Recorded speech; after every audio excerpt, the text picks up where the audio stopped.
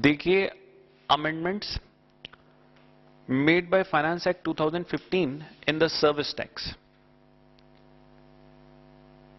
which has been introduced through Finance Act 1994. So what are the amendments that have been made by Finance Act 2015? सबसे पहले और सबसे important amendment rate of service tax को लेके है। Rate of service tax, आपको पता है कि rate before finance act 2015 and after, या आफ्टर नहीं, फ्रॉम फाइनेंस एक्ट 2015 क्या हो गया? पहले रेट 12% हुआ करता था प्लस 3% का एजुकेशन सेस, तो 12.36% का रेट था। जबकि अभी फ्लैट रेट पर जो चल रहा है वो 14% का चल रहा है। फ्लैट रेट 14% का चल रहा है, ठीक है। आप लोगों ने शायद सुना होगा कि अभी स्वच्छ भारत सेस अप्लाई हुआ है 0.5% का। ये तो था ईसी SHEC जो कि एबॉलिश हो गया। स्वच्छ भारत सेस 0.5% का है, देयर इज नो डाउट, और 14.50% ही रेट है, but this rate is for the students who are going to appear in November 16 examination or December 16 examination. The students who are going to appear in May 16 examination or June 16 examination, for them the rate is 14% only. The reason is, ये जो 0.5% का cess है, this is applicable from 15 नवंबर 2015, और ये amendment आपकी नहीं आ सकती। जो मई में अमेंडमेंट आएगी वो अप टू 31 अक्टूबर तक की आएगी, ठीक है। तो देयरफॉर ये जो अमेंडमेंट है ये अगले आइटम में एप्लीकेबल होगी। अभी आपको ये वाली अमेंडमेंट देखनी है, यानी कि आपके एग्जाम के लिए 14% का रेट चलेगा। आपको ये बात पता होगी कि ईसी जो लेवी की गई थी, it was levied by finance act 2004, और SHEC it was levied by finance act 2007।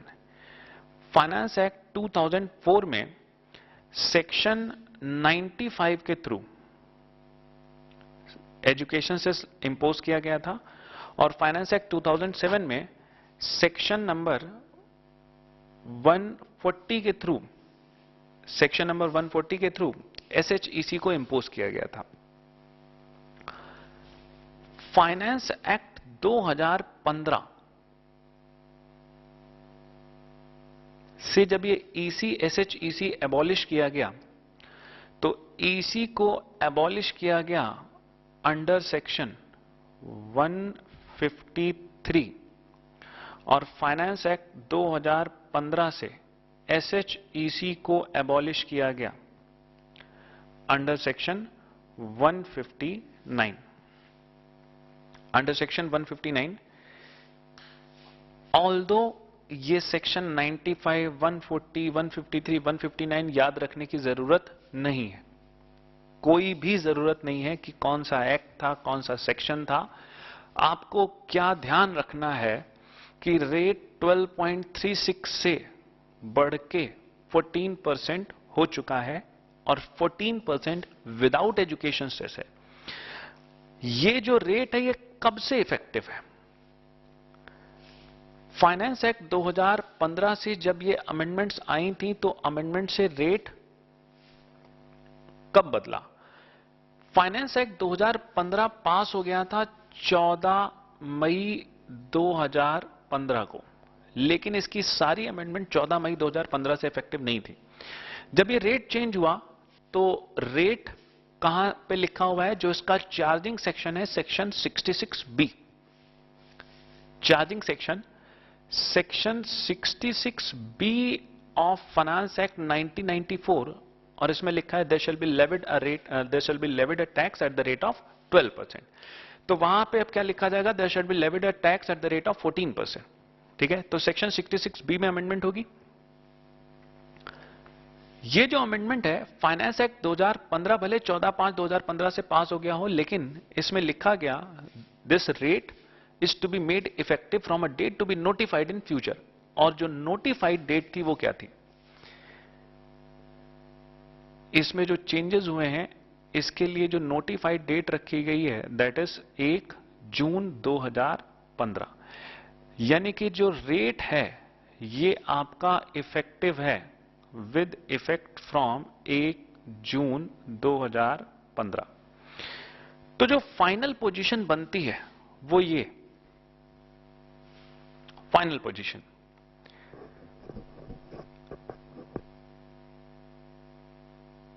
1/6/15 से पहले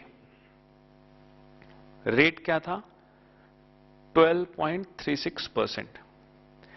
1/6/15 से 15/11/2015 यहां तक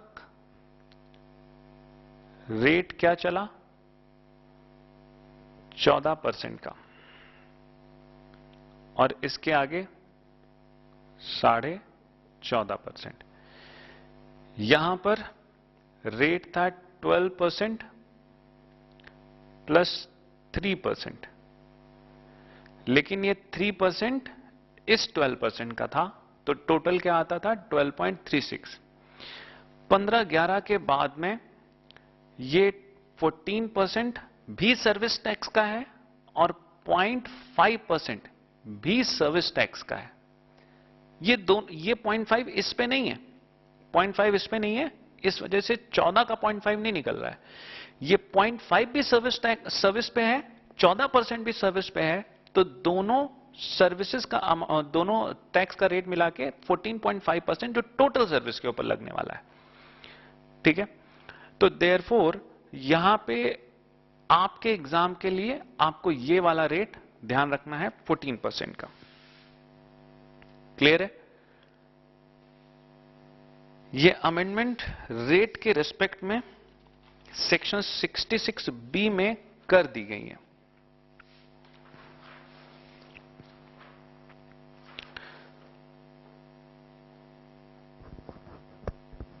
इसके बाद में पेज नंबर 25 पे कुछ सीबीएसई की क्लैरिफिकेशन आई है, ऑल्दो ये क्लैरिफिकेशन आपकी पिछले अटेम्प्ट में ही आ चुकी थी, क्योंकि ये क्लैरिफिकेशन आपकी 24 सितंबर 2014 की है, पुरानी क्लैरिफिकेशन है। क्लैरिफिकेशन क्या है? आपने सेक्शन 66B जो कि चार्जिंग सेक्शन है, इसके अंदर लिखा हुआ है there shall be levied a tax at the rate of, अब 14%, पहले 12% था, there shall be levied a tax at the rate of 14% on the services, और सर्विसेज कौन सी? Excluding the services specified in the negative list. तो पहली बात, सभी सर्विसेज के ऊपर सर्विस टैक्स लगेगा, लेकिन excluding negative list, excluding the negative list, और वो services which is provided in taxable territory, वो सर्विसेज जो कि प्रोवाइडेड इन टैक्सेबल टेरिटरी। तो अब इशू आया कि जो सर्विसेज हैं it must be provided in taxable territory by one person to another person, by one person to another person, और पर्सन कौन होते हैं? यानी कि सर्विस वो है जो वन पर्सन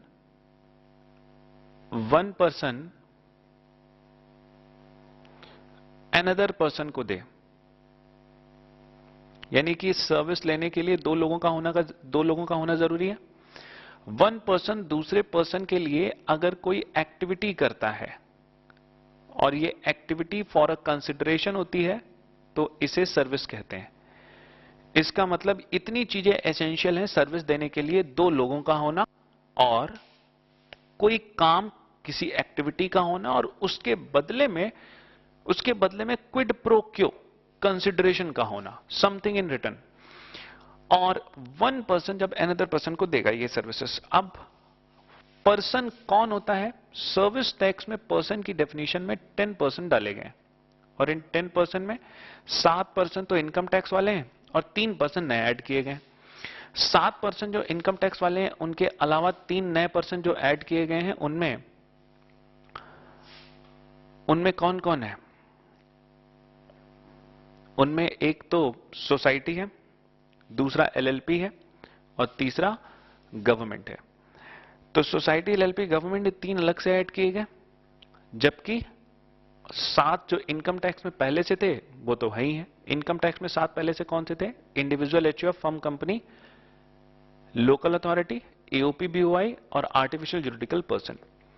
ये 7 पहले से थे और 3 और आ गए। अब क्वेश्चन ये है कि ये 10 में से कोई भी एक व्यक्ति, इन 10 में से किसी एक व्यक्ति को अगर सर्विस देगा तो सर्विस टैक्स लगेगा। अब इश्यू अराइज हुआ ज्वाइंट वेंचर को लेके। ज्वाइंट वेंचर क्या है? ज्वाइंट वेंचर एक तरीके का एसोसिएशन है। पार्टनरशिप में चूंकि बनता नहीं है तो it can not be treated as a partnership firm.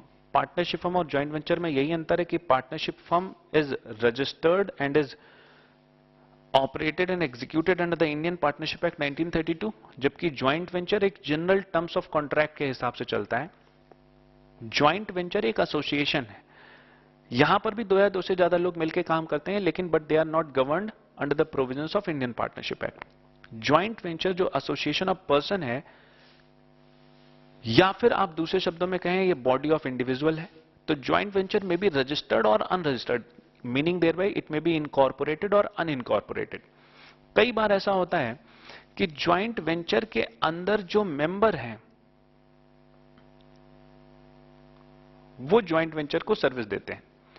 जैसे एग्जांपल के तौर पे कुछ 3-4 लोगों ने मिलकर कोई बिजनेस स्टार्ट किया, लेकिन वो उसके लिए पार्टनरशिप डीड रजिस्टर नहीं कराई, और ये 3-4 लोगों ने जो भी इसके मेंबर थे उसमें से कोई एक व्यक्ति से फॉर एग्जांपल इंजीनियर थे, ठीक है, और इन्होंने इस ज्वाइंट वेंचर में जो प्रोडक्ट डिजाइन किया, इसके लिए इंजीनियर ने इस ज्वाइंट वेंचर को सर्विस दी। ध्यान से देखिए, he is not working in the capacity of owner और he is not working in the capacity of employ.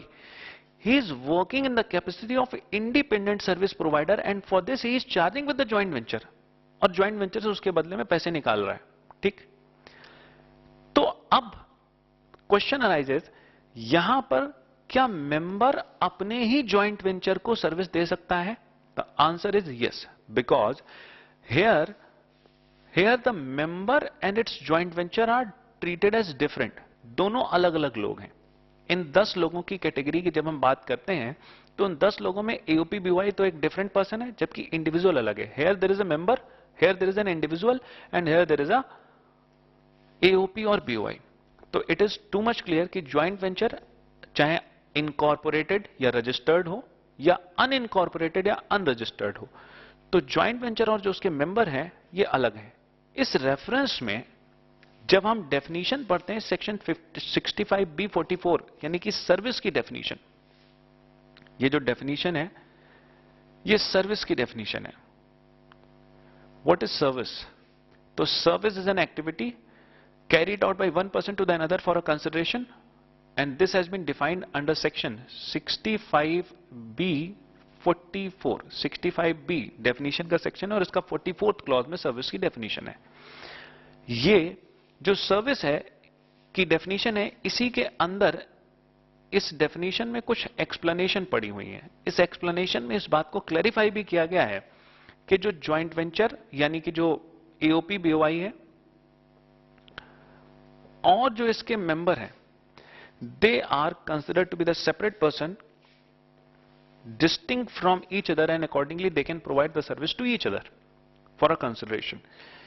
ठीक है, तो ये क्लैरिफिकेशन फर्स्ट पॉइंट में सीबीएसई ने जारी की है। और सेकंड पॉइंट में, second point is not that much important, it talks about the cash contribution. जैसे कि पार्टनरशिप फर्म में, जैसे कि पार्टनरशिप फर्म में पार्टनर कैपिटल लगाता है, या दूसरे शब्दों में इसको हम लोग कैश कॉल बोलते हैं, in the modern English cash call. Similarly member को भी अपने बिजनेस में इन्वेस्ट करना होता है कैश कॉल। तो क्वेश्चन अराइज हुआ इन अ रीसेंट इश्यूज कि क्या ये जो कैश कॉल है, is that a transaction in money? Is that a transaction in money? And considering it transaction is money, transaction in money कहां पर आता है? सेक्शन 65B 44 में जो सर्विस की डेफिनेशन दी गई है उसमें ट्रांजैक्शन इन मनी को सर्विस की डेफिनेशन से बाहर रखा गया है। इसका मतलब इफ अ कैश कॉल या कैपिटल कंट्रीब्यूशन अगर ट्रांजैक्शन इन मनी है तो this will be out of the service tax net and accordingly कोई सर्विस टैक्स की लायबिलिटी नहीं बनती। लेकिन कई बार कैश कंट्रीब्यूशन मतलब एज अ बिजनेस पार्टनर नहीं लगाया जाता, एज अ इन्वेस्टर लगाया जाता है, एज एन इन्वेस्टर। तो सीबीएसई ने कहा we need to scrutinise these cases very carefully कि यहां पर कोई जो व्यक्ति पैसा लगा रहा है वो बिजनेस पार्टनर की तरह के, बिजनेस पार्टनर की तरीके से कैपिटल कंट्रीब्यूशन लगा रहा है या फिर एज एन इन्वेस्टर लगा रहा है। तो we need to scrutinize it very carefully and accordingly the decisions to be made। तो ये बात सेकेंड पॉइंट में दे रखी है आपको। सेक्शन 66B के बाद में नेक्स्ट पेज पे आपको सेक्शन 65B में गवर्नमेंट की डेफिनेशन इंट्रोड्यूस की गई है। एज आई हैव स्टेटेड कि यहां पर जो 3 नए पर्सन ऐड किए गए हैं, इसमें सोसाइटी, इसमें एलएलपी और गवर्नमेंट आती है। गवर्नमेंट की डेफिनेशन अभी तक लॉ में नहीं दी गई थी, but from this finance act 2015 the definition of government has been inserted. Government क्या है, ऑल्दो इसके ऊपर कोई डाउट नहीं है, लेकिन फिर भी कुछ एक केसेस में गवर्नमेंट को लेके भी डिस्प्यूट अराइज हो गए कि गवर्नमेंट क्या है। नॉर्मली हम लोग गवर्नमेंट किसे कह रहे हैं भाई? गवर्नमेंट का मीनिंग जब यहां नहीं दे रखा था तो इसका मीनिंग जनरल क्लॉजेज एक्ट से उठाया जाता है, और जनरल क्लॉजेज एक्ट में लिखा है कि government means the central as well as the state government. तो इंडिया में सिर्फ टू लेवल अथॉरिटी या 2 लेवल पावर ही है, जहां पर एक पावर सेंट्रल लेवल पे और दूसरी स्टेट लेवल पे है, और इसी को फेडरल स्ट्रक्चर भी बोलते हैं। ये फेडरल स्ट्रक्चर हमारे देश में सिर्फ दो स्टेजेस पे क्रिएट किया गया है, तीसरी कोई सरकार नहीं होती। गवर्नमेंट सेंट्रल है और स्टेट है, लेकिन गवर्नमेंट सेंटर में, सेंट्रल गवर्नमेंट का मतलब क्या है? सेंट्रल गवर्नमेंट का मतलब क्या हम कहते हैं? पीएम नरेंद्र मोदी, बस ये सेंट्रल गवर्नमेंट का मतलब है। या फिर सेंट्रल गवर्नमेंट का मतलब है कि जो प्राइम मिनिस्टर है उसके जितने भी मंत्रालय हैं, जितनी भी मिनिस्ट्रीज हैं, ये भी सब सेंट्रल गवर्नमेंट है, ये भी सब सेंट्रल गवर्नमेंट है। और जो मिनिस्ट्रीज हैं उनके नीचे जो डिपार्टमेंट है, क्या वो भी गवर्नमेंट है? जी हां, दे आर ऑल्सो गवर्नमेंट। जैसे टेलीकॉम मिनिस्ट्री के अंदर टेलीकॉम डिपार्टमेंट, इसी तरीके से फाइनेंस मिनिस्ट्री के अंदर रेवेन्यू डिपार्टमेंट, फाइनेंस मिनिस्ट्री के अंदर एक्सपेंडिचर डिपार्टमेंट या डिपार्टमेंट ऑफ इकोनॉमिक सर्वे, या फिर जो मिनिस्ट्री ऑफ कम्युनिकेशन है इसके अंदर जो पोस्टेज डिपार्टमेंट है। तो इसी तरीके से डिपार्टमेंट भी गवर्नमेंट का हिस्सा है। गवर्नमेंट, इसका मतलब जहां तक डिपार्टमेंट होते हैं वहां तक गवर्नमेंट होती है। डिपार्टमेंट जहां पर खत्म हो जाते हैं और उसके नीचे फिर अथॉरिटीज शुरू हो जाती हैं, they are not the government. Government सिर्फ जो मिनिस्ट्रीज हैं और मिनिस्ट्रीज के अंदर जो डिपार्टमेंट है। इसकी डेफिनेशन आपको पेज नंबर 26 पे दे रखी है। इसकी डेफिनेशन इंट्रोड्यूस की गई 26A में, section 65B 26A। Services excluding a few services provided by the government are in the negative list, and further the specified services received by the government are also exempt. However, the term government had not been defined in the act or under any notification. This gives rise to the interpretational issues. To address such issues with effect from 14/5/2015, because 14/5/2015 से ये law pass हुआ था, a definition of the term government has been incorporated in the act in clause number 26A. Government means the department of the central government. Central government, state government, ध्यान दें, government का मतलब department भी central government के और state government के, and its department under a union territory. Union territory के भी डिपार्टमेंट आ जाएंगे, and its department, but shall not include any entity whether created by statute or otherwise. बताइए, आईसीएआई, ठीक है, आईसीएआई क्या गवर्नमेंट है? आरबीआई क्या गवर्नमेंट है? ये कोई गवर्नमेंट नहीं है, because they are created under a statute. RBI act के तहत बनी हुई है, तो it's not a government, it is just an entity, ठीक है। तो whether created by statute or otherwise, the accounts of which are not required to be kept in accordance with the article number 150 of the constitution or the rules made thereunder. और ये वो entity कभी भी government नहीं होगी जिसके accounts article number 150 of the constitution के हिसाब से नहीं रखे जाते। अकाउंट्स आर्टिकल नंबर 150 के हिसाब से किसके रखे जाते हैं?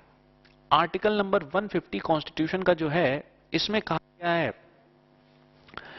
कि president of India will let you know the manner of maintenance of accounts. कैसे?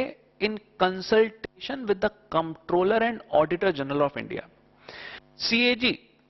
सीएजी से कंसल्टेशन लेगा प्रेसिडेंट ऑफ इंडिया, और प्रेसिडेंट ऑफ इंडिया जो मैनर प्रिस्क्राइब करेगा ऑफ मेंटेनेंस ऑफ अकाउंट्स, ऐसे अकाउंट्स मेंटेन करने होंगे एज पर आर्टिकल नंबर 150। यानी कि जो व्यक्ति आर्टिकल 150 के हिसाब से अकाउंट्स बनाता है वो गवर्नमेंट है। और ये कौन है? ये है डिपार्टमेंट, ये है मिनिस्ट्रीज, ठीक है। ये है डिपार्टमेंट, ये है मिनिस्ट्रीज, चाहे सेंटर की, चाहे स्टेट की, चाहे यूनियन टेरिटरी की। लेकिन जितने भी लोग 150 के आर्टिकल के हिसाब से अपने अकाउंट्स नहीं बनाते, वो गवर्नमेंट नहीं है। वो गवर्नमेंट नहीं है। अब वो चाहे किसी लॉ में क्रिएट हुए हो, कोई किसी अथॉरिटी ने क्रिएट किया हो, कहीं से भी बने हो, लेकिन they can not be treated as a government. तो it is clear cut, even the RBI can not be treated as a government, ठीक है। ये डेफिनेशन आपकी आ गई सेक्शन नंबर 65B के अंदर। अब इसके आगे देखिए, इसके आगे हम नेक्स्ट अमेंडमेंट डिस्कस कर रहे हैं।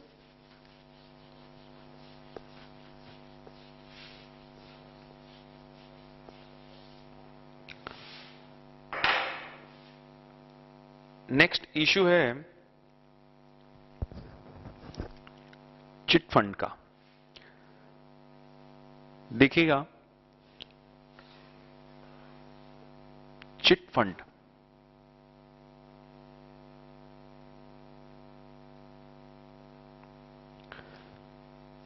फंड की जो सर्विसेज हैं, इनके ऊपर सर्विस टैक्स लगेगा या नहीं लगेगा, ये इशू डिस्प्यूटेड रहा पिछले 3 साल से। कुछ साल पहले एक जजमेंट आई थी दिल्ली हाई कोर्ट की 2013 में, और दिल्ली हाई कोर्ट की जो जजमेंट थी in case of Delhi chit fund association,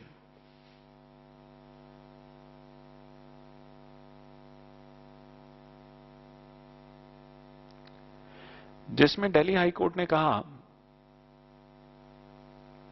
कि चिट फंड की जो सर्विसेज हैं, ये सर्विसेज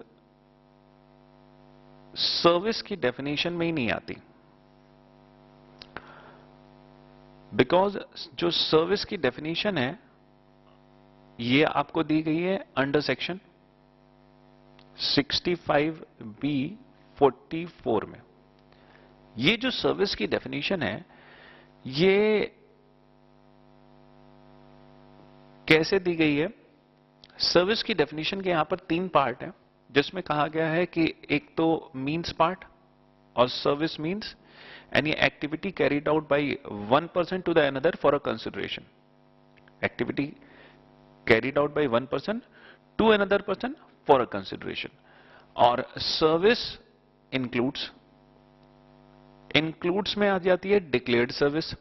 जो डिक्लेयर्ड सर्विसेज दी गई हैं सेक्शन 66E के अंदर, 9 तरीके की सर्विसेज डिक्लेयर्ड सर्विसेज हैं। और फिर सर्विस की डेफिनेशन के अंदर एक एक्सक्लूड्स पार्ट भी है, और ये एक्सक्लूड्स पार्ट 3 चीजों को एक्सक्लूड करता है, ए, बी और सी। ठीक है। इसमें ए के अंदर भी 3 पार्ट हैं, A1, A2 और A3। यानी कि कुल मिला के 5 चीजें एक्सक्लूडेड हैं, 1, 2, 3, 4 और 5। 5 चीजें सर्विसेज नहीं होती, जिसमें से जो पहला है वो रखा गया है, जो cell purchase of immovable property है या सेल परचेज ऑफ गुड्स है। दूसरा, डीम्ड सेल के केसेस। तीसरा इसमें जो रखा गया है वो है ट्रांजैक्शन इन मनी और actionable claim. Transaction in money और एक्शनेबल क्लेम, यहीं पे आपको रुकना है। ट्रांजैक्शन इन मनी और एक्शनेबल क्लेम, यानी कि बात हो रही है पार्ट A3 की। इसमें लिखा हुआ है कि transaction in money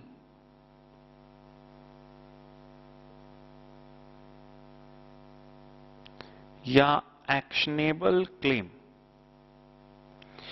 they can not be treated as service A3 में। और ये A3 किसका है?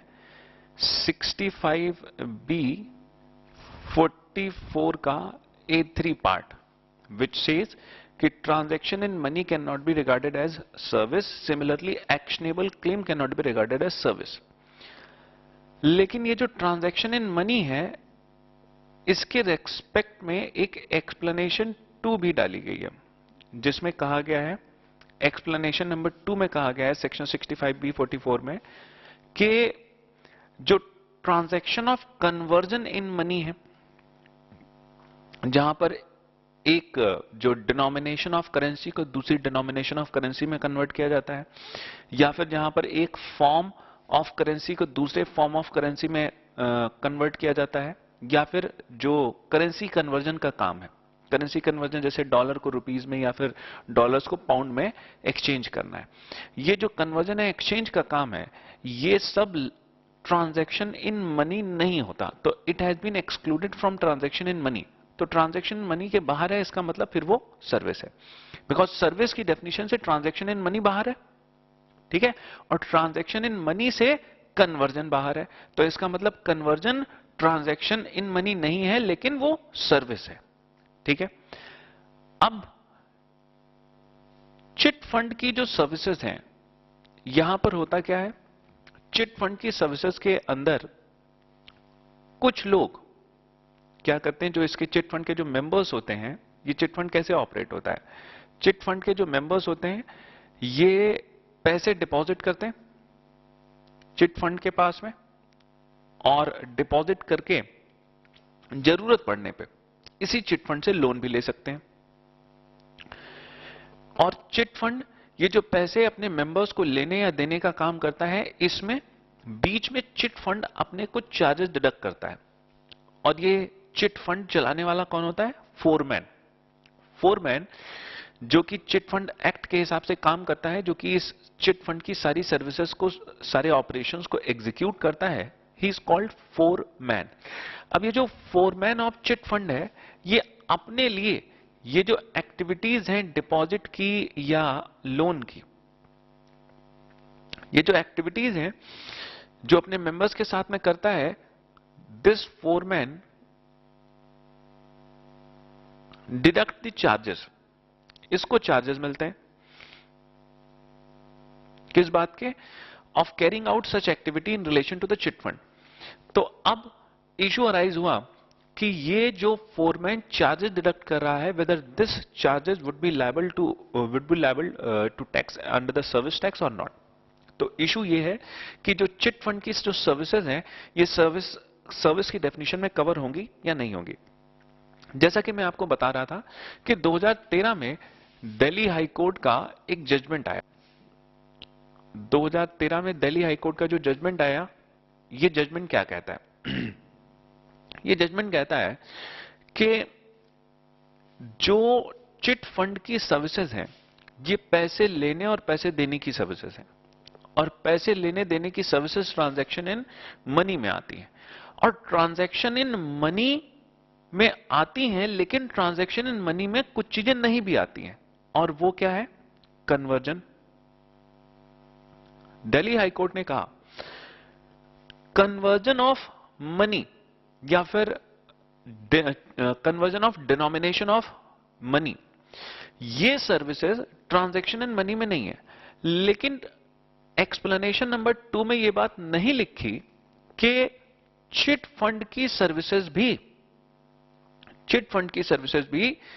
ट्रांजैक्शन इन मनी के बाहर है. इसका सीधा सा मतलब यह है कि चूंकि ये बाहर नहीं है, तो इसका मतलब ये ट्रांजैक्शन इन मनी में ही कवर्ड होंगी. बिकॉज लेजिस्लेटिव इंटेंट अगर इनको बाहर करने की होती तो वो लोग क्या करते? जैसे कन्वर्जन को उन्होंने बाहर रखा है, वैसे ही वो यहां पर चिट फंड को भी बाहर करके ट्रांजैक्शन इन मनी से क्या करते? सर्विस के अंदर कवर कर देते. लेकिन चूंकि एक्सक्लूजनरी पार्ट में ट्रांजैक्शन इन मनी लिखा गया है और ट्रांजैक्शन इन मनी से एक्सप्लेनेशन में चिट फंड को बाहर नहीं किया गया, इसका मतलब it is still covered under the terms of transaction in money. और चूंकि ट्रांजैक्शन इन मनी सर्विस की डेफिनेशन के बाहर है, इस वजह से इसके ऊपर सर्विस टैक्स लग ही नहीं सकता. और दिल्ली हाई कोर्ट ने जब से जजमेंट प्रोनाउंस की, इसके बाद में क्या हुआ? इसके बाद में डिपार्टमेंट ने दिल्ली हाई कोर्ट की इस जजमेंट को चैलेंज किया in the supreme court. Supreme court में ये इशू चैलेंज हुआ 2014 में थ्रू द एसएलपी, और डिपार्टमेंट यहां पर अग्रीव्ड पार्टी था, बिकॉज डिपार्टमेंट के अगेंस्ट में जजमेंट आई है. और डिपार्टमेंट ने जब ये अपील फाइल की इन द सुप्रीम कोर्ट, तो सुप्रीम कोर्ट ने ये पिटीशन सुनने से मना कर दिया. इसका मतलब जो पिटीशन थी ये डिसमिस हो गई. इसका सीधा सा मतलब क्या है कि सुप्रीम कोर्ट इस इशू में और कोई चेंजेस नहीं करना चाहता. इसका मतलब इशू फाइनल हो गया कि दिल्ली हाई कोर्ट की जजमेंट फाइनल है, और अब वाकई में चिट फंड एसोसिएशन जो अभी तक सिर्फ दिल्ली में अप्लाई हो रहा था, वो पूरे इंडिया में अप्लाई होगा. और चिट फंड एसोसिएशन ने जो गवर्नमेंट को सर्विस टैक्स दे भी नहीं थी कुछ, उन्होंने भी देना बंद कर दिया. उन्होंने कहा हमारी सर्विस तो सर्विस टैक्स के ही बाहर हो गई. अब तो पहला इशू ये है जिसकी वजह से गवर्नमेंट ने अपनी लेजिस्लेटिव इंटेंट को क्लियर करने के लिए लॉ में अमेंडमेंट की, और अमेंडमेंट करके इस बात को क्लैरिफाई किया कि चिट फंड की सर्विसेज के ऊपर सर्विस टैक्स लगेगा. दिल्ली हाई कोर्ट ने ये जो सुनवाई की थी 2013 में, इससे एक इंपैक्ट आया था. वो ये कि जब चिट फंड की सर्विसेज के ऊपर सर्विस टैक्स लगता है, तो इनकी सर्विसेज के ऊपर सर्विस टैक्स को कैलकुलेट करने के लिए इनको एक अबेटमेंट मिलती थी, और ये अबेटमेंट होती थी 30% की. यानी कि चिट फंड एसोसिएशंस को उनकी 30% सर्विसेज के ऊपर अबेटमेंट मिल जाती थी, और 70% सर्विसेज के ऊपर अभी भी सर्विस टैक्स देना पड़ता था. तो दिल्ली हाई कोर्ट ने जब 2013 में ये जजमेंट प्रोनाउंस की, तो उसी टाइम पे उन्होंने कहा कि जब चिट फंड की सर्विसेज के ऊपर सर्विस टैक्स ही नहीं लगना, तो इस अबेटमेंट का कोई मतलब ही नहीं है. ठीक है, because since it is not a service, तो there is no question of abatement. तो ये अबेटमेंट भी उसी टाइम पे क्वैश हो गई. ये अबेटमेंट नोटिफिकेशन नंबर 26/2012 के अंदर दी गई थी। 26/2012 के अंदर भी और भी बड़ी सारी अबेटमेंट दी गई हैं, लेकिन उनमें से एक अबेटमेंट चिट फंड के रिस्पेक्ट में थी, जो कि दिल्ली हाई कोर्ट ने क्वॉश कर दी थी। अब जब सुप्रीम कोर्ट से इशू फाइनलाइज हुआ, तो उसके बाद में अगले ही बजट में, यानी कि 2015 के बजट में गवर्नमेंट में जो भी रेस्पेक्टिव चेंजेस करने थे, चेंजेस करके अपनी लेजिस्लेटिव इंटेंट को क्लैरिफाई किया कि चिट फंड की सर्विसेज के ऊपर पक्का सर्विस टैक्स लगेगा ही लगेगा। अब इन्होंने अमेंडमेंट क्या की होगी? वही जो दिल्ली हाई कोर्ट ने कहा। इन्होंने कहा कि एक्सप्लेनेशन में गवर्नमेंट की इंटेंशन क्लियर नहीं दिख रही है, तो गवर्नमेंट ने एक्सप्लेनेशन में यहां पर एक और बात इंट्रोड्यूस की। क्या? कि जो चिट फंड है, चिट फंड की जो सर्विसेज हैं, which is carried out by foreman of chit, तो accordingly these services also gets excluded from transaction in money. और ट्रांजैक्शन इन मनी के बाहर जाने का मतलब क्या है? सर्विस के अंदर आना। ठीक है, बिकॉज सर्विस के बाहर है ट्रांजैक्शन इन मनी, और ट्रांजैक्शन इन मनी के बाहर जैसे ही गया चिट फंड, तो चिट फंड सर्विस के अंदर आ गया। ठीक है, तो एक अमेंडमेंट तो ये आई, लेकिन मैं अभी अमेंडमेंट आपको पढ़ा नहीं रहा, उससे पहले मैं आपको एक और इश्यू बता रहा हूं, बिकॉज दो अमेंडमेंट इकट्ठा आई हैं, तो दोनों इश्यूज को आपको एक साथ समझना है। तो होपफुली ये इश्यू क्लियर हो गया आपको। अच्छा, अब आगे देखिए।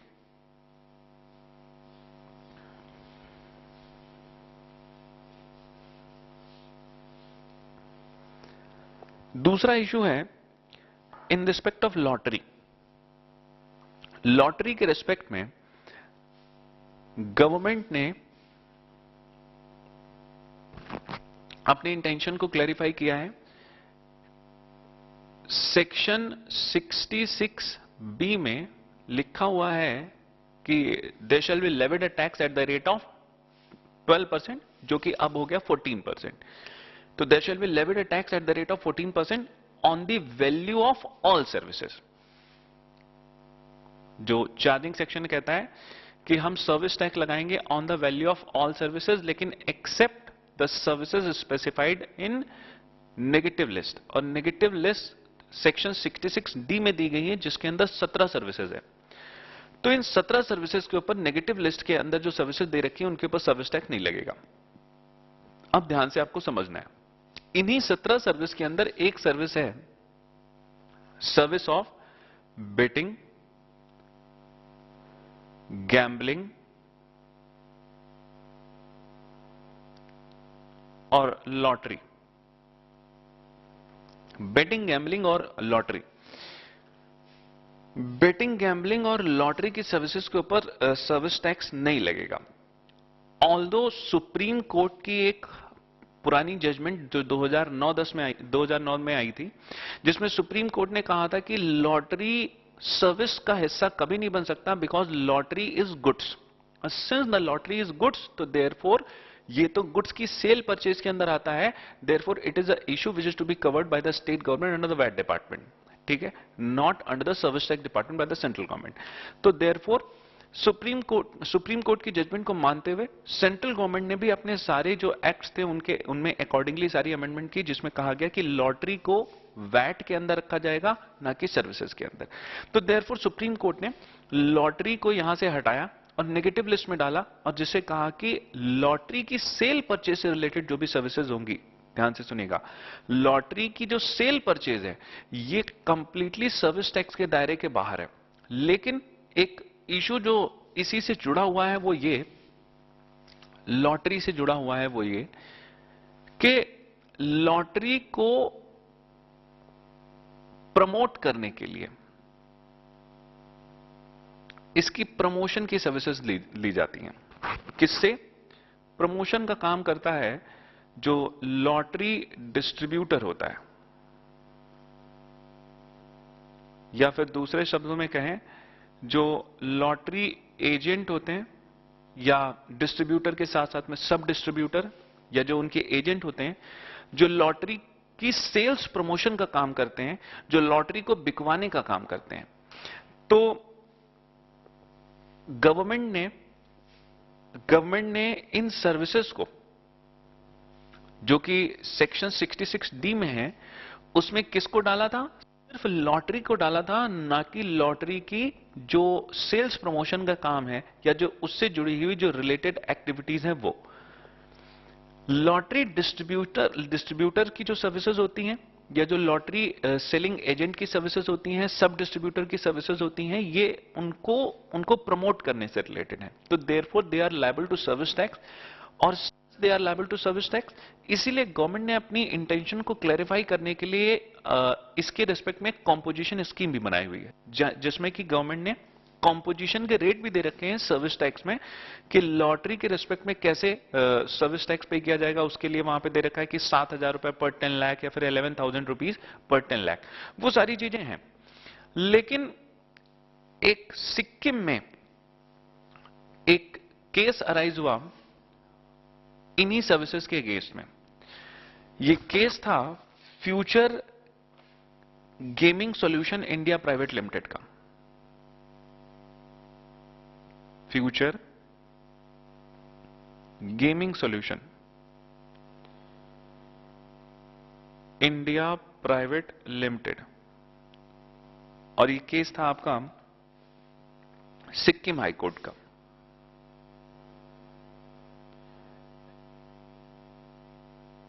ये 2014 का केस है, और इस केस में सिक्किम हाई कोर्ट ने कहा कि लॉटरी जब सर्विस नहीं है तो लॉटरी से जो जुड़ी हुई उसकी सेल्स प्रमोशन का काम है, तो वो भी सर्विस नहीं हो सकती। लॉटरी से जुड़ी हुई जो सेल्स प्रमोशन का काम है, ये भी सर्विस नहीं हो सकती है। अकॉर्डिंगली जो लॉटरी डिस्ट्रीब्यूटर की सर्विसेज हैं, इन सर्विसेज के ऊपर सर्विस टैक्स भी नहीं लग सकता, since they do not covered under section 65B-44। ठीक है। और ये इस वजह से नहीं, ध्यान से सुनिएगा, दो अलग अलग बातें हैं। 65B-44 में होने का मतलब क्या है? ये सर्विस है या नहीं है। ठीक है। और नेगेटिव लिस्ट में होने का मतलब क्या है? नेगेटिव लिस्ट में होने का मतलब ये कि ये सर्विस तो है, लेकिन ये फिर भी नेगेटिव लिस्ट में डालने का मतलब ये हो गया कि सर्विस होने के बावजूद भी इसको गवर्नमेंट ने स्पेसिफिकली एक्सक्लूड कर रखा है from the service tax net या from the point of levy of service tax. ठीक है। तो अब नेगेटिव लिस्ट में पड़ी है, लेकिन नेगेटिव लिस्ट में ये सर्विस जो सेल्स प्रमोशन से रिलेटेड है या नहीं है, वो सिर्फ हमें चेक करना है। नेगेटिव लिस्ट में लॉटरी तो है, लेकिन लॉटरी से जो जुड़ी हुई सर्विसेज है, जो उसकी सेल्स प्रमोशन की सर्विस है, वो वहां पर है या नहीं। इसके रिस्पेक्ट में आइए मैं आपको एक दिल्ली जो सिक्किम हाईकोर्ट की जो जजमेंट है उसको पढ़ाता हूं। पेज नंबर 26 के ऊपर आपको पॉइंट नंबर बी पढ़ना है। Sikkim high court in case of future gaming solution India private limited 2014 examined the issue as to whether the activity of promoting, organizing or assisting in arranging the sale of lottery ticket of the government is a taxable service under the Finance Act 1994 or not. So after noting the decision of Supreme Court in case of Sunrise Association versus Government of National Capital Territory of Delhi 2006 supreme court, तो supreme court की एक judgement थी sunrise associates के case में, जिसमें supreme court ने कहा whether the lotteries have been held to be actionable claim. Lotteries क्या है? एक्शनेबल क्लेम है। And high court held that in the light of section 65B-44 lottery is excluded. Supreme court ने एक judgement में पहले यह कह रखा है 2006 में कि लॉटरी एक्शनेबल क्लेम है, और अगर लॉटरी एक्शनेबल क्लेम है, ठीक है, तो ये सर्विस की डेफिनेशन के भी बाहर हो गई। ठीक है। लॉटरी एक्शनेबल क्लेम है तो लॉटरी सर्विस की डेफिनेशन के भी बाहर हो गई, और accordingly the lottery is excluded. Lottery is excluded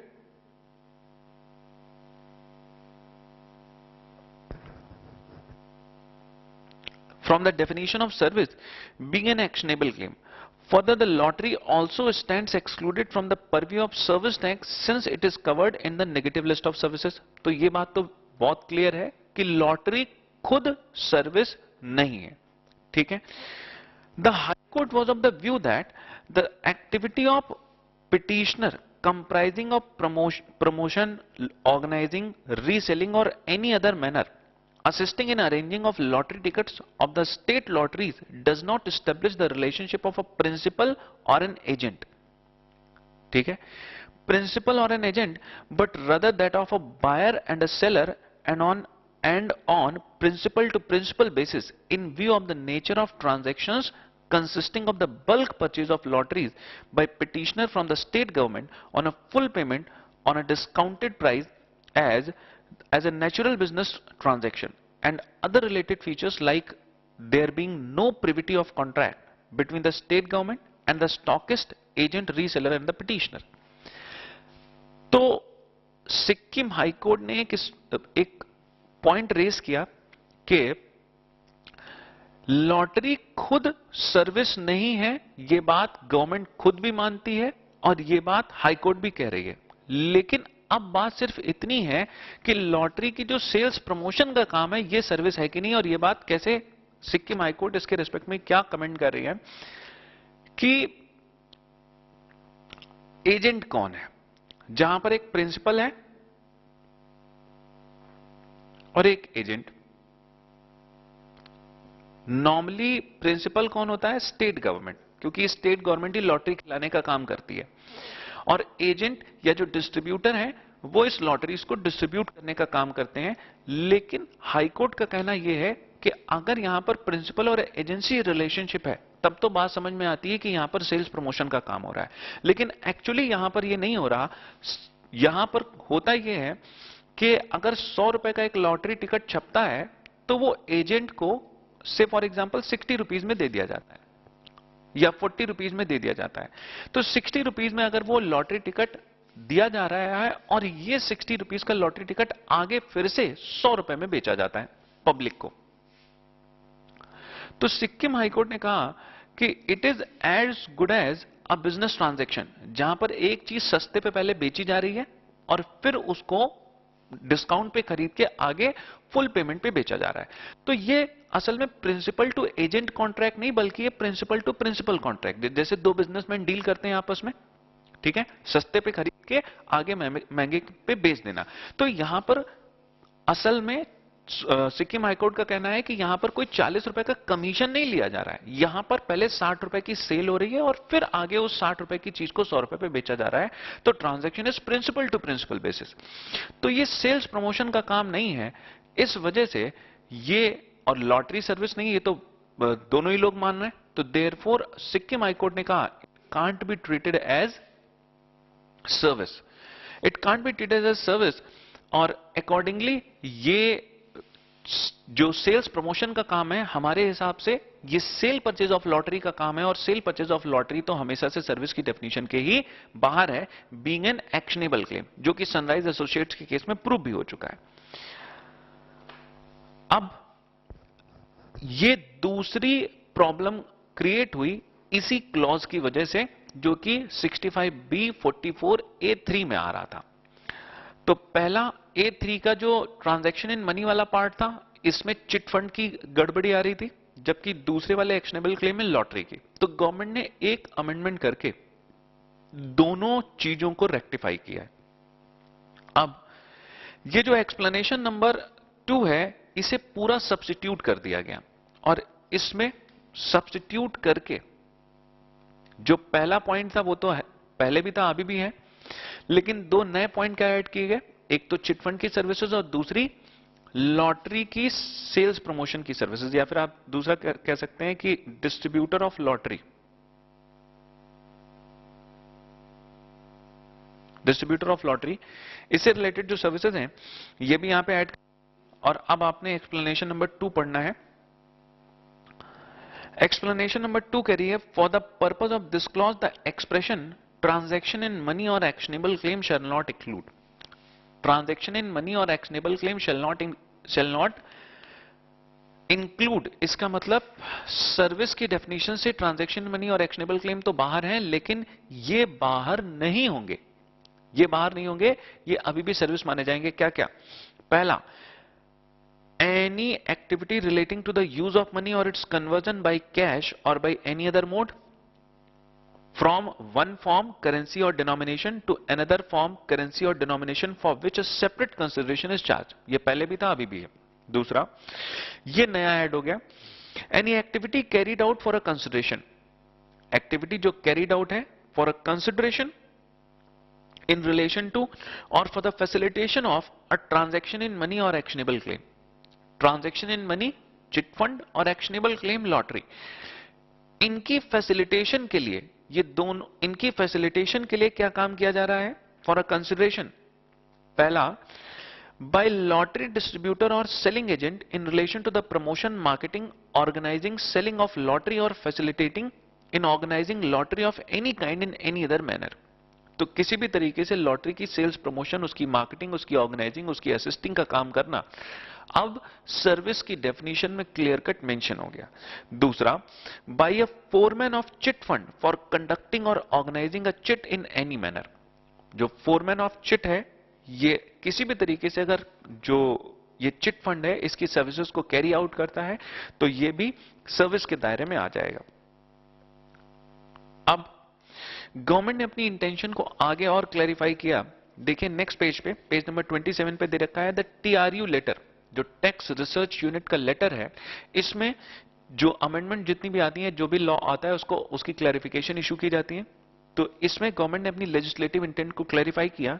TRU letter explaining the budget proposal says that intention in the law has been to levy the service tax on the services provided by the chit fund foreman by way of conducting chit, या distributors or the selling agent of lottery as appointed or authorized by organizing state for promoting, marketing, distributing, selling or assisting the state in any other way for organizing and conducting a lottery.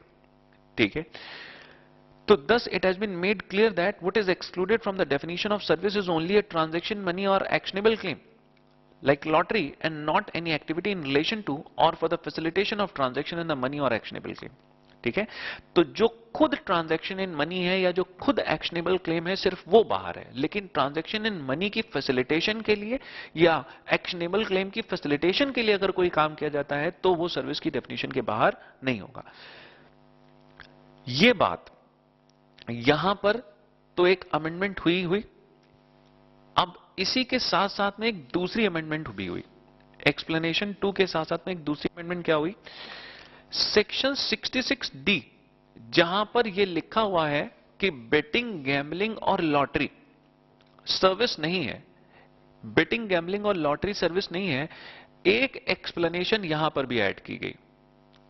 Government अब कोई risk नहीं लेना चाहती और हर तरीके से issue को cross verify करा रही है. एक एक्सप्लेनेशन उन्होंने यहां पे डाली, दूसरी एक्सप्लेनेशन उन्होंने यहां पे भी डाली, और लॉटरी के रिस्पेक्ट में यहां पर भी वही बात कही कि बेटिंग, गैम्बलिंग और लॉटरी ऑल्दो नेगेटिव लिस्ट में है, although it is not a service, but इससे रिलेटेड जो सेल्स प्रमोशन की सर्विसेज जो कि लॉटरी डिस्ट्रीब्यूटर दे रहा है वो सर्विस है, वो नेगेटिव लिस्ट में नहीं आएगी.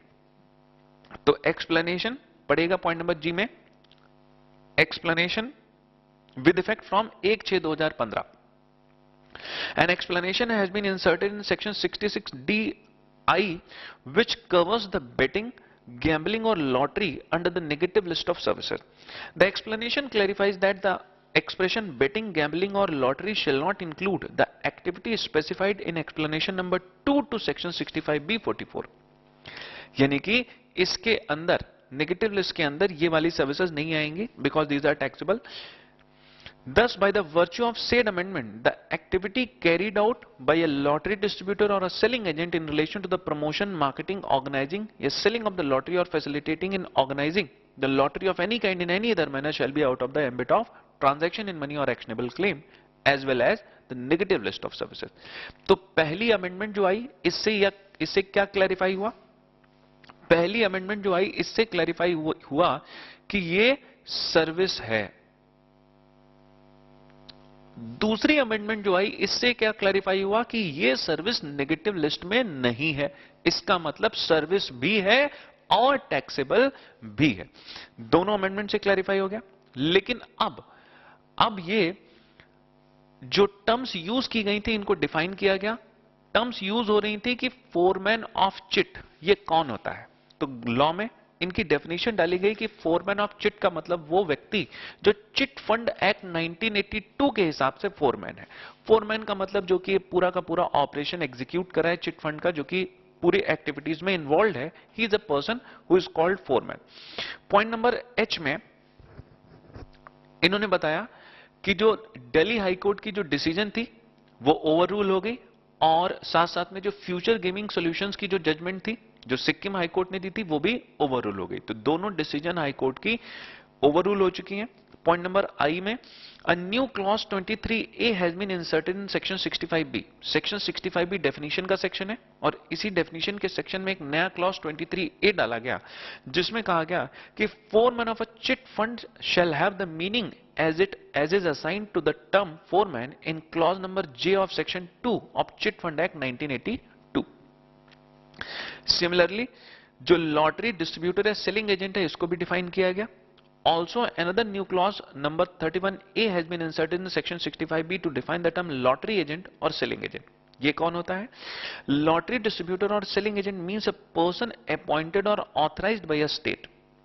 जो पर्सन अपॉइंटेड है या फिर ऑथराइज्ड है bye the state for the purpose of promoting, marketing, selling or facilitating in organizing the lottery of any kind in any manner organized by such a state in accordance with the provisions of the Lotteries Regulation Act 1998। तो lotteries regulation act में जिसको जो व्यक्ति हमें lotteries को promote करने में, sales करने में हेल्प कर रहा है, तो he will be considered as lottery distributor और सेलिंग एजेंट। ठीक है, तो ये एक इंपॉर्टेंट अमेंडमेंट है, इसके ऊपर आप क्वेश्चन एक्सपेक्ट कर सकते हो इस एग्जाम में। चलिए आगे देखिएगा।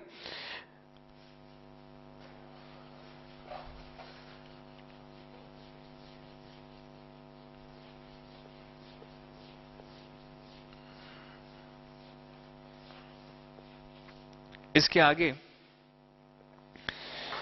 आपको नेगेटिव लिस्ट की कुछ अमेंडमेंट दे रखी हैं। नेगेटिव लिस्ट की अमेंडमेंट में सबसे पहला जो नेगेटिव लिस्ट का पॉइंट था ये है सर्विसेज प्रोवाइडेड बाय गवर्नमेंट और लोकल अथॉरिटी। सेक्शन 66D में जो 17 सर्विसेज हैं जो कि नेगेटिव लिस्ट में कवर होती हैं, इसमें सबसे पहली सर्विस गवर्नमेंट की है, जिसमें कहा गया है कि सर्विसेज प्रोवाइडेड बाय गवर्नमेंट या लोकल अथॉरिटी। अभी मैंने थोड़ी देर पहले आपको बताया था कि गवर्नमेंट की डेफिनेशन डाल दी गई है, और गवर्नमेंट की डेफिनेशन के अंदर गवर्नमेंट में जो स्टेट गवर्नमेंट, सेंट्रल गवर्नमेंट है, और यूनियन टेरिटरी है, और साथ साथ में इनके अपने डिपार्टमेंट, मिनिस्ट्रीज, ये सब गवर्नमेंट है, जो कि अकाउंट्स बनाते हैं अपने प्रेसिडेंट की रिकमेंडेशंस के ऊपर। तो ये सभी लोग गवर्नमेंट हैं। अब गवर्नमेंट और जो लोकल अथॉरिटी है, ये जो सर्विसेज प्रोवाइड करेंगी, ये इनकी सबकी सर्विसेज नेगेटिव लिस्ट में है, ऑल सर्विसेज नेगेटिव लिस्ट में है। लेकिन यहां पर लिखा हुआ है कि ऑल सर्विसेज, या ऐसे कह सकते हैं ऑल सर्विसेज, लेकिन एक्सेप्ट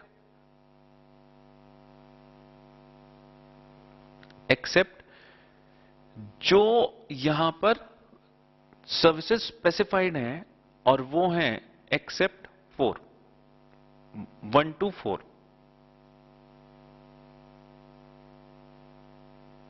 तो 4 केसेस में गवर्नमेंट को भी सर्विस टैक्स देना पड़ेगा, बिकॉज ये 4 केसेस नेगेटिव लिस्ट से एक्सक्लूडेड हैं। इन 4 केसेस के अलावा बाकी जितनी सर्विसेज होंगी जो कि गवर्नमेंट प्रोवाइड करेगी, उनमें सर्विस टैक्स नहीं देना होगा। इन 4 केसेस में पहली सर्विस डिपार्टमेंट ऑफ पोस्ट की थी, दूसरी सर्विस जो एयरक्राफ्ट और वेसल था उससे रिलेटेड, तीसरी सर्विस ट्रांसपोर्टेशन से रिलेटेड, और चौथी सर्विस थी सपोर्ट सर्विस। ठीक है, तो पहली डिपार्टमेंट ऑफ पोस्ट की सर्विस थी, दूसरी एयरक्राफ्ट या वेसल से रिलेटेड सर्विस थी, तीसरी ट्रांसपोर्टेशन से रिलेटेड थी, ट्रांसपोर्टेशन ऑफ गुड्स और पैसेंजर, और चौथी थी सपोर्ट सर्विस। सपोर्ट सर्विस, और ये सपोर्ट सर्विस जो दी जाती थी to business entity. Support service जब कभी भी गवर्नमेंट बिजनेस एंटिटी को देगी तो उस केस में यहां पर सर्विस टैक्स लगेगा। Now there is some amendment. Support service की डेफिनेशन में कुछ चेंज हुआ है। सपोर्ट सर्विस किसे कहते हैं? सपोर्ट सर्विस का मतलब यहां पर बताया गया वो सर्विस, जो सर्विस, वो काम जो आप खुद से कर सकते हैं और दूसरों से करवा सकते हैं, या जिसे आउटसोर्स किया जा सकता है, वो सपोर्ट सर्विस है। और यहां पर सपोर्ट सर्विस की एक लंबी चौड़ी डेफिनेशन भी दी गई थी, जिसमें कहा गया कि सपोर्ट सर्विस का मतलब वो सभी काम है जो उनको हम आउटसोर्स कर सकते हैं, लेकिन जिन कामों को हम खुद से ही कर सकते हैं, आउटसोर्स नहीं कर सकते, दूसरों से नहीं करवा सकते, they can not be treated as support service. जैसे एग्जांपल के तौर पे कि अगर हम बात करें लॉजिस्टिक सर्विसेज की, तो हम अपनी स्टोरेज का अरेंजमेंट खुद से कर सकते हैं, और हम अपनी स्टोरेज का अरेंजमेंट का काम दूसरे को भी दे सकते हैं, और दूसरा हमारी स्टोरेज का अरेंजमेंट कर सकता है, तो या दूसरे से हम स्टोरेज सर्विसेज ले सकते हैं, तो वो लॉजिस्टिक सर्विस एक तरीके की सपोर्ट सर्विस हो गई। या फिर अकाउंट्स की बात करें, एक एसएससी अपने अकाउंट्स खुद से भी प्रिपेयर कर सकता है, और वो अकाउंट्स मेंटेनेंस का काम पूरा का पूरा आउटसोर्स करके सीए को दे सकता है, और कह सकता है कि सीए मेरी पूरी अकाउंटिंग का काम संभालेगा। तो ये काम क्या कहा जाएगा? अकाउंटिंग का सपोर्ट सर्विस। लेकिन कुछ काम ऐसे हैं जिनको कि हम आउटसोर्स नहीं कर सकते, खुद से ही करना है। जैसे कि एजीएम अगर हम अपनी होल्ड कर रहे हैं, तो एजीएम अगर हम अपनी होल्ड कर रहे हैं तो इन एनी केस हमें खुद से ही करना है, ये काम आउटसोर्स नहीं हो सकता। ठीक है, तो it depends upon the nature and the activity of the services, जिसके की बेसिस पे हम ये तय करते हैं कि वेदर इट इज सपोर्ट और नॉट। अब गवर्नमेंट ने इसमें चेंजेस क्या किए देखिएगा, पेज नंबर 27 पे सेक्शन 66D नेगेटिव लिस्ट का फर्स्ट पार्ट में कर रहा हूं। यहां पे services provided by the government और local authority excluding certain services are covered in the negative list. List of services vide clause A of section 66D. The excluded services are specified under clause 1 to 4 of clause A.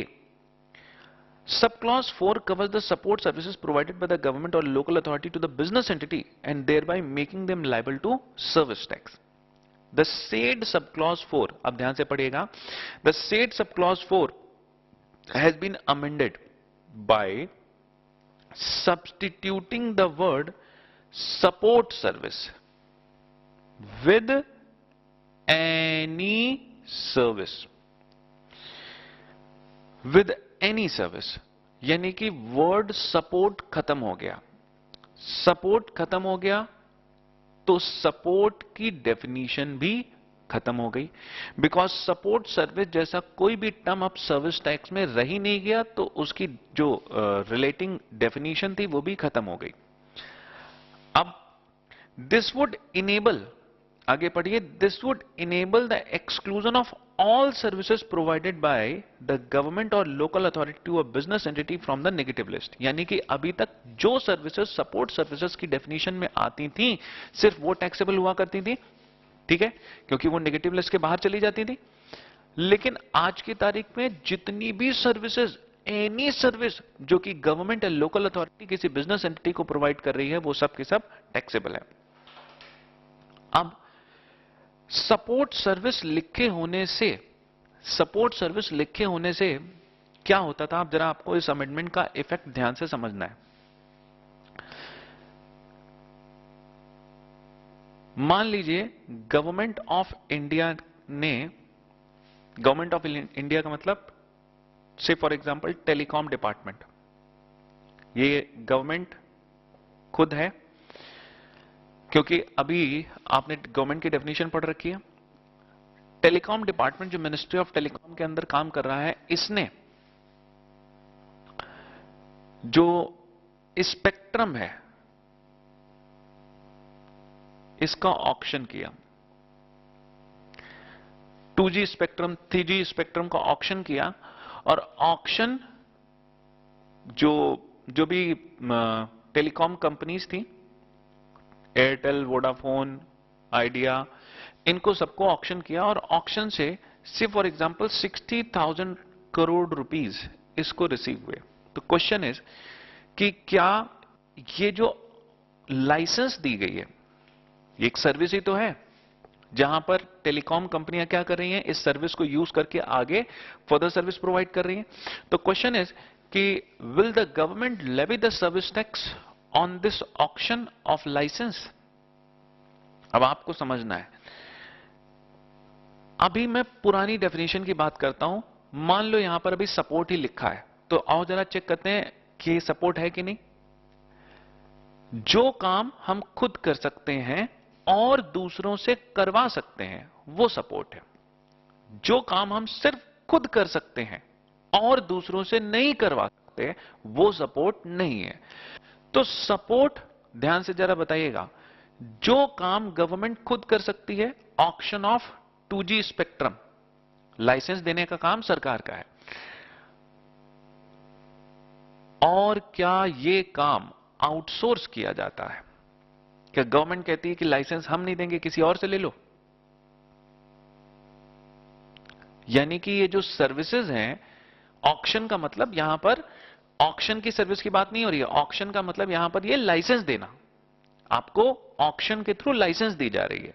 2G spectrum, 3G spectrum की जो services हैं, ये government से मिल रही हैं। और question ये है कि ये जो सर्विसेज इंडिया में कोई दे सकता है, वो सिर्फ गवर्नमेंट ही है, कोई भी दूसरा दे ही नहीं सकता। तो एक्चुअली ये गवर्नमेंट के सॉवरेन फंक्शन है। सॉवरेन फंक्शंस का मतलब the functions which can not carry which cannot be carried out by any person other than government। यहां पर गवर्नमेंट का, ये गवर्नमेंट का एक्सक्लूसिव एरिया है जिसके अंदर कोई एंटर कर ही नहीं सकता। सिमिलरली ये तो 2G स्पेक्ट्रम हो गया। इसी तरीके से और भी सर्विसेज हैं गवर्नमेंट के पास में, जैसे कि गवर्नमेंट ऑफ इंडिया में जो कोल मिनिस्ट्री है, इसके अंदर कोल डिपार्टमेंट है। अब कोल डिपार्टमेंट भी कोल ब्लॉक अलॉटमेंट का काम करता है।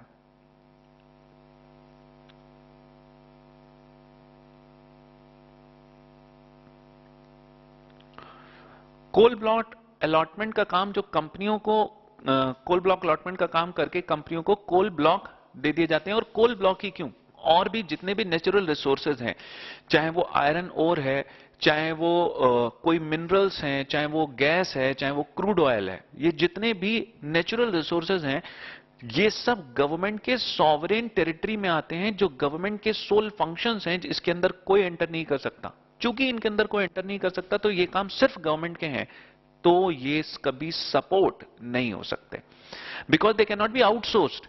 ये सपोर्ट नहीं हो सकते, और सपोर्ट नहीं है तो इसका मतलब भले ही, चूंकि सपोर्ट ही नहीं है, तो बिजनेस एंटिटी को दे रहे हैं तो भी कोई दिक्कत नहीं है, यानी कि इन सर्विसेज के ऊपर सर्विस टैक्स नहीं लगता था।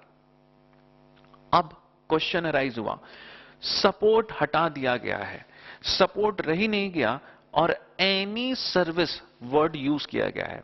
तो इससे एक जो रेफरेंस निकलता है वो ये कि अब तो गवर्नमेंट कोई भी सर्विस देगी टू द बिजनेस एंटिटी, किसी भी तरीके की देगी, सारी सर्विसेज टैक्सेबल हो जाएंगी। और सारी सर्विसेज टैक्सेबल होने का मतलब ये कि गवर्नमेंट के जो सॉवरेन फंक्शन है वो भी टैक्सेबल हो जाएंगे, जिनको सिर्फ गवर्नमेंट कर सकती है वो भी टैक्सेबल हो जाएंगे। लेकिन this issue needs clarification. Actually ये होना नहीं चाहिए, ये होना नहीं चाहिए, और ना ही ये लेजिस्लेटिव इंटेंट होनी चाहिए, बिकॉज गवर्नमेंट ने जो अपना मेमोरेंडम इशू किया है, क्योंकि जब भी बजट आता है तो बजट के साथ में एक बजट की क्लैरिफिकेशंस आती है, मेमोरेंडम आता है, तो उसमें गवर्नमेंट ने ऐसी कोई भी बात नहीं लिख रखी जो कि लेजिस्लेटिव इंटेंट को क्लैरिफाई करती हो कि गवर्नमेंट इन चीजों के ऊपर सर्विस टैक्स चार्ज करना चाहती है। एक्चुअली यहां पर सपोर्ट सर्विस के साथ में, सपोर्ट सर्विस की जगह पे एनी सर्विस लिखने का ऑब्जेक्टिव इसको कवर करना नहीं है। Objective is something different. अब बड़ी सारी ऐसी सर्विसेज थी जो सर्विसेज सॉवरेन फंक्शंस के अलावा कवर होती थी, लेकिन वो सर्विसेज नॉन टैक्सेबल रह जाती थी बिकॉज ऑफ वर्ड सपोर्ट। यानी कि सपोर्ट सर्विस के अंदर अभी कुछ ऐसी सर्विसेज आ रही थी जो कि गवर्नमेंट की इंटेंशन के हिसाब से, गवर्नमेंट की प्रोजेक्शंस के हिसाब से यहां पे कवर नहीं हो पा रही थी। उनको कवर करने के लिए ये अमेंडमेंट लाई गई है, ना कि इन सॉवरेन फंक्शंस को।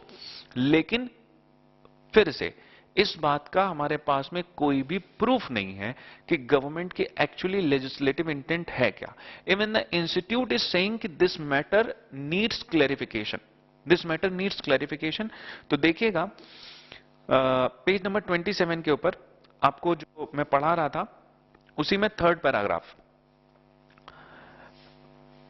सेकेंड पैराग्राफ में आप पढ़ रहे थे, पहले सेकेंड देखिएगा। सेकेंड पैराग्राफ में आप पढ़ रहे थे कि said sub clause 4 has been amended by substituting the word support service with the word any service, and this would enable the exclusion of all services provided by the government or local authority to a business entity under the from the negative list, and consequently the definition of support service has been support service as provided under section 65b 49 has also been omitted. तो definition खत्म हो गई, and therefore all the services provided by the government or local authority to business entity except the services that are specifically exempted, except the services that are specifically exempted or covered by another entry in the negative list would be liable to service tax.